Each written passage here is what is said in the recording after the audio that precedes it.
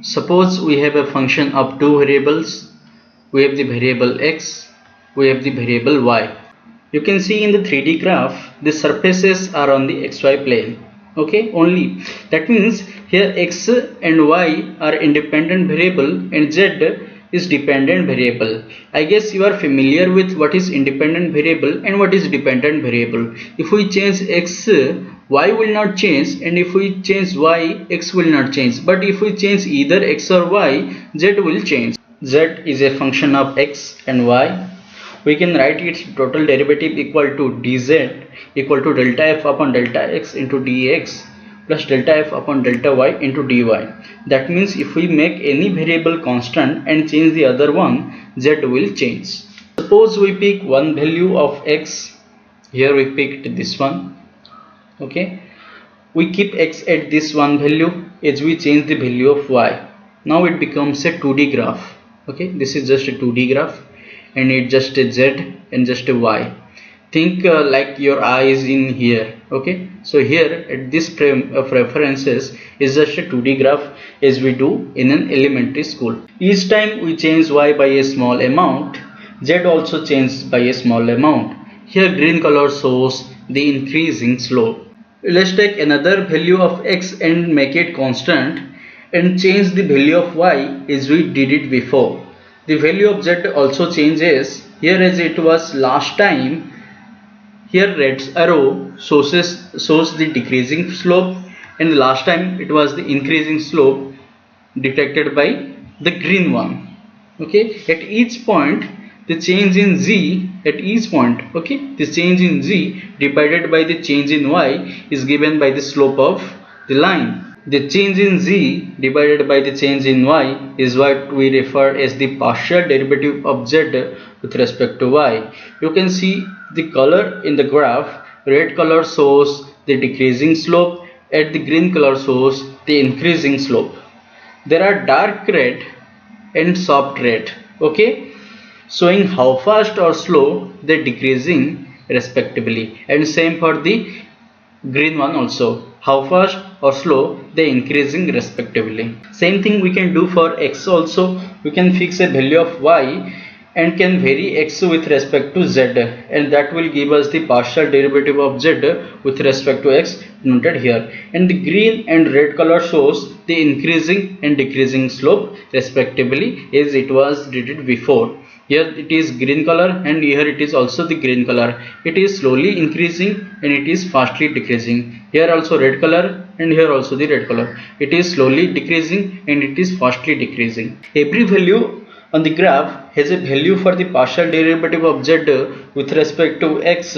Green arrow shows, here the green arrow shows the increasing slope, and this one shows the decreasing slope. The length and the direction of the arrow indicates if the slope is positive or negative, and by the how much. There it was negative and here it is positive acceleration. In the previous one, here it is in this direction, in the negative x direction, here it is in the positive x direction, shows the increasing slope.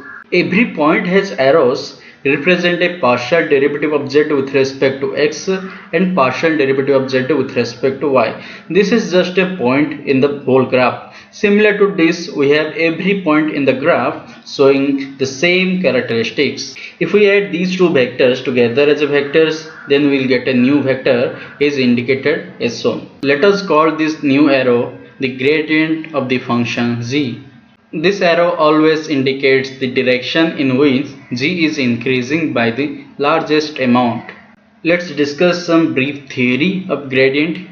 If we have a scalar function which describes the scalar field, let's say t xyz, so small change in t can written as dt equal to delta t upon delta x into dx plus delta t upon delta y into dy plus delta t upon delta z into dz. So we can write in terms of two vectors here, delta t upon delta x cap plus delta t upon delta y cap plus delta t upon delta z cap, dot product with dx x cap dy y cap dz z cap is just the length vector, and this one we define called as delta t or gradient of t.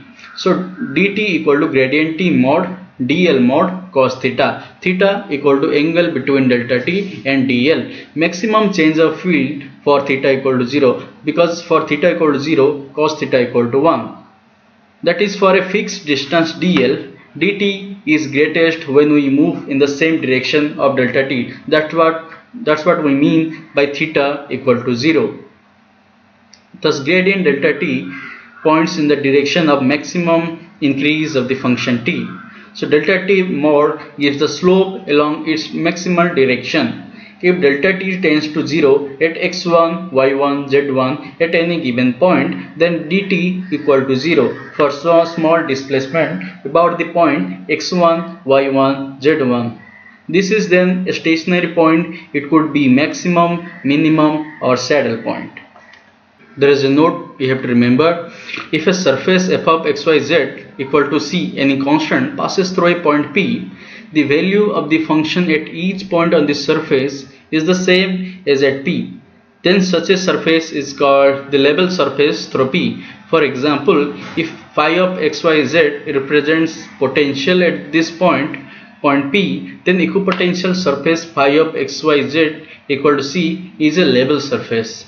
There is a 2 point, 2 level surface do not intersect, and gradient f gives the vector that is the steepest grade of a surface at a point. 3 question है, discuss कर लेते हैं. पहला question है, find the gradient of the following function f of xyz equal to x square plus y cube plus z to the power 4th.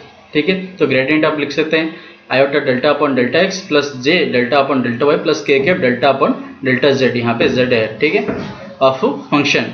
ठीक है, यहाँ पे इजी है क्योंकि ये लीनियर कॉम्बिनेशन ऑफ 3 फंक्शन है और ये पूरे डिपेंडेंट x पे डिपेंड करता है, ये y के डिपेंड करता है, ये z पे डिपेंड करता है. तो आंसर है कि इसको डेरिवेटिव कर लो, इसका डेरिवेटिव कर लो, इसका डेरिवेटिव कर लो with respect to those functions and multiplied by i cap, j cap और k कैप कर लो. तो ये उसका आंसर है. ठीक है, तो दूसरा क्वेश्चन देखते हैं. f of xyz equal to x square y cube z 4th multiplied में है. ठीक है, तो यहाँ पे क्या करेंगे, तो ये तो आपको पता है कि पार्शियल डेरिवेटिव है, तो यहाँ पे एक्स स्क्वायर ही उसको डेरिवेटिव करेगा और y और z इसके लिए कांस्टेंट होगा. ठीक है, तो कांस्टेंट को बाहर निकाल दो और एक्स स्क्वायर को यहाँ पे 2x और यहाँ पे वाई क्यू का 3y स्क्वायर हो जाएगा और यहाँ पे z4 का 4z क्यू हो जाएगा. ठीक है, ये उसका आंसर है. तीसरा क्वेश्चन है f of xyz equal to e to the power x sin y ln z.